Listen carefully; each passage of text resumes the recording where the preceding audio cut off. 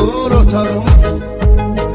Sen gedəni ağlayıram qəddar, qaranlıqda da yanmıyır çırağım.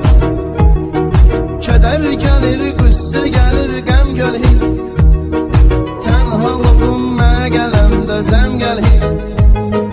Hər gecələr içib məst oluram mən, görən deyir yenə şair dəm gəlir.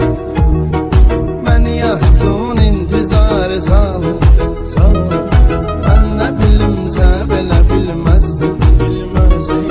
Ömür dönüb zəhrimarı zalım, mən nə bilimsə belə bilməzdim.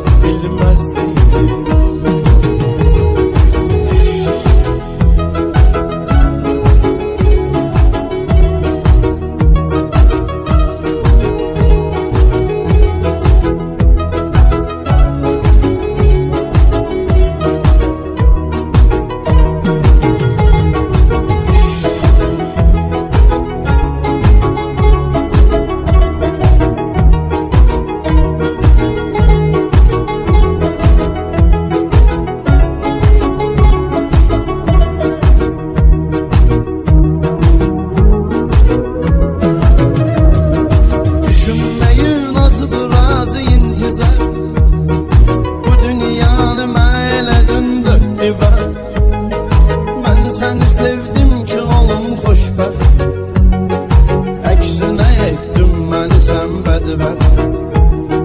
Zülmətə qərq oldu həyat sənsiz, məhv olub qoca kainat sənsiz.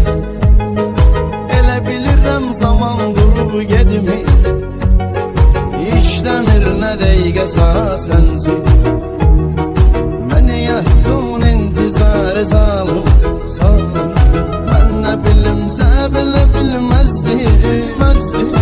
Ömür dönüb zəhrimarı zalım, mən nə bilimsə belə bilməzdim.